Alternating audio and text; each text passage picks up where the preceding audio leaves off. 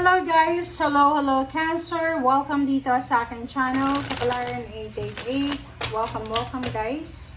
Alamin natin kung anong messages, vibration, gabay energy para sa lahat ng Cancer. This is general reading, so pwede kang makaresonate. Gamitin mo ang iyong intuition sa panonood. So Cancer, tingnan natin kung sino ba yung stalker mo or pwedeng yung nag-iisip lang sa'yo. Yung ikaw yung laman ng isip at puso nila. Okay, so tingnan natin. Cancer. Okay, first card natin is Three of Wands. Judgment. Wow, Strength card. Okay, and sa ilalim mo dito is Seven of Cups, Choice in Option, and King of Cups. Emotion to. Okay, so kung makikita mo dito, fire sign,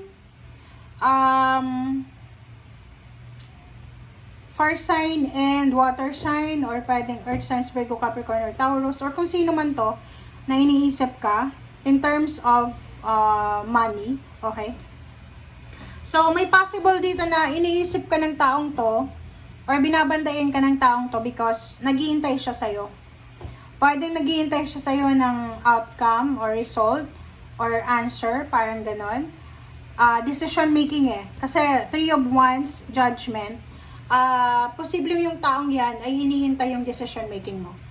Nasa iyo yun dito sinasabi ng baraha, pwedeng nung nag-iisip sa'yo is about your relationship or doctor or kung sino man siya na foundation mo, family, or kung sino man siya. Ace of Pentacles,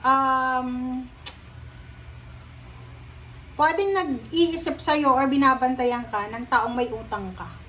Parang ganun. So, yung mga social media post mo, ay binabantayan ng mga taong may utang ka. Okay. Tingnan natin.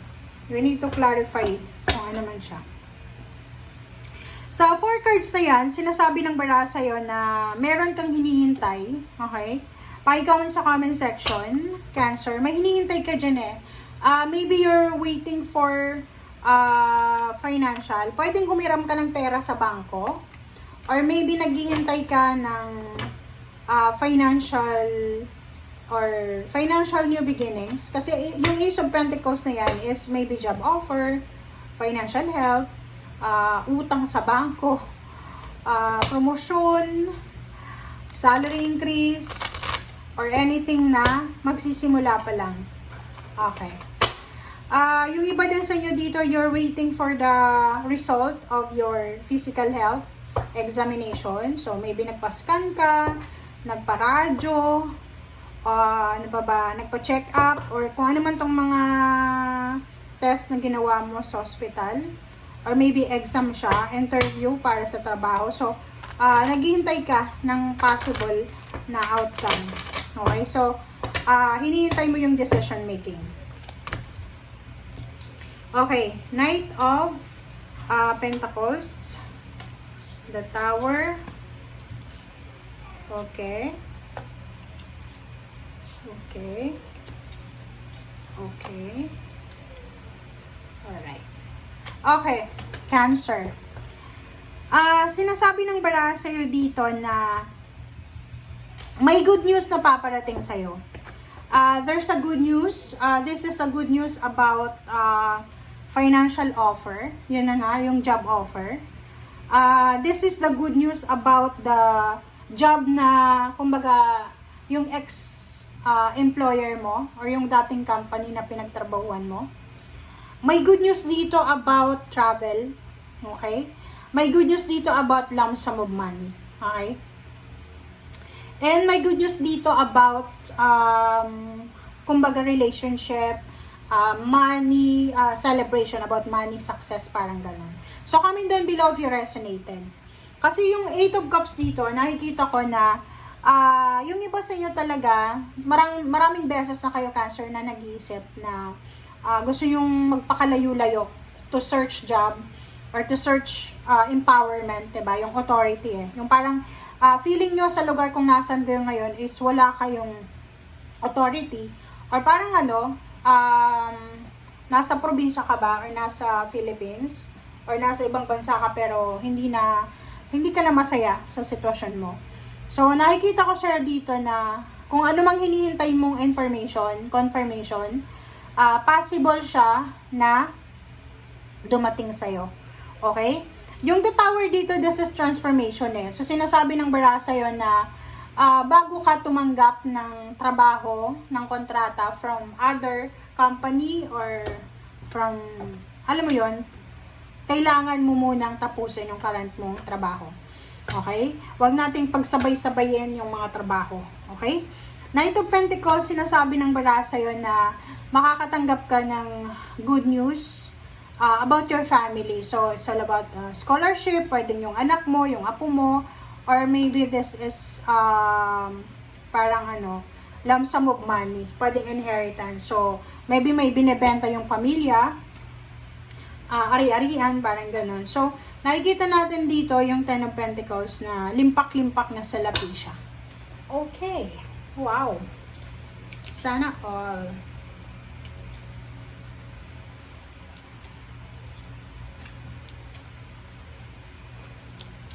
Okay. So, this card, sa ilalim niya, Seven of Wands and Strength. So, kinakailangan mo daw na proteksyonan. Kinakailangan mong maging malakas kasi marami kang obligations, marami kang obligasyon, marami kang kailangan proteksyonan sa buhay mo.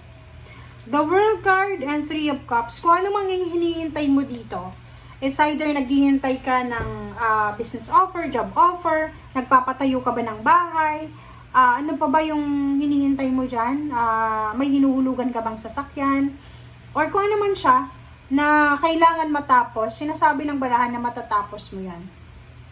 So, doon sa mga Cancer na gustong magpatayo ng bahay, or gusto nyong magpa-renovate ng bahay, or kung gusto nyong kung ano man to na kailangan mong simulan, pero kailangan mong tapusin.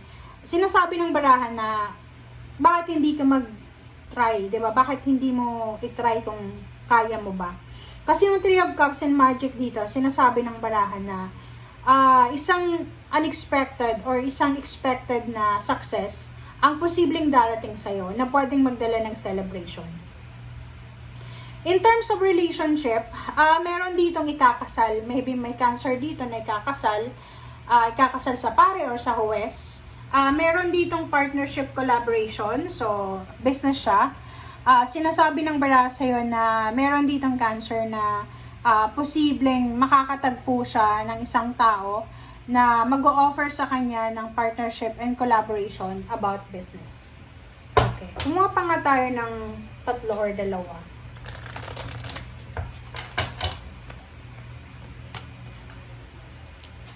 Five of Swords, Queen of Pentacles. So dito sinasabi sa iyo, Cancer, ng barahan yan, na kahit pagod na pagod ka na, 'di ba? Kahit pagod ka na, Knight and Ten of Wands. So parang nahihiya ka na, 'di ba? Like for example, sobrang hiyang-hiya ka na sa pag-a-apply ng trabaho, hiyang-hiya ka na sa pagpangungutang. Sinasabi ng barahan sa iyo dito na kahit pagod ka na, sobrang stress ka na, sobrang lahat ng klase ng pain and heartaches or pwedeng lahat ng klase ng pakiramdam na hindi maganda ay naramdaman mo na. Huwag mong isusuko kung ano man ang pangarap mo, lalo na sa usaping financial or sa pera. Like, alam mo, kung ano man ang pinagdaanan mo or pinagdadaanan mo sa ngayon, daanan mo lang. Huwag mo siyang gamitin na rason para sumuko or isuko yung pangarap mo sa buhay. Okay? Okay, so tingnan natin ano ba ang advice sa'yo ng ating spirit. Cancer. Badger, bring your life into balance. So, same with the Scorpio, sinasabi ng barahan na kailangan ng balanse ang buhay nyo. Okay, so masyado ka na bang busy? Wala ka na bang oras para sa sarili mo? Wala ka na bang oras para sa mahal mo sa buhay? Alagaan ang sarili. So, you need to have balance. Okay? Para hindi ma-out balance. Diba? Spend time with your friends, with your family, with someone. 'Diba? Hindi lang puro trabaho, hindi lang puro business, hindi lang puro travel. Magsaya ka din. Okay? So, thank you guys for watching. Bye!